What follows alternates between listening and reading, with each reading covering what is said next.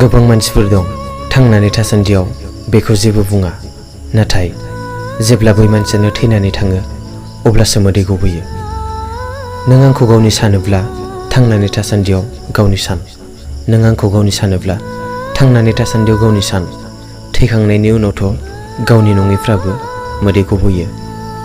दिनै दं नाथाय जेब्ला थैगोन, दिनै दं नाथाय जेब्ला थैगोन आंनि गोथै सोलेरनि गुफुर सादोरखौ बोस्रानानै बयबो नायफैगोन।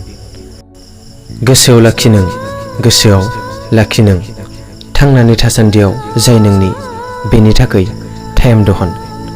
जेब्ला गावनियानो बे बुहुमाव गैया जागोन, जेब्ला गावनियानो थांनानै थाया जागोन, अब्ला नों एसेबां समखौ लानानै मा खालामनो?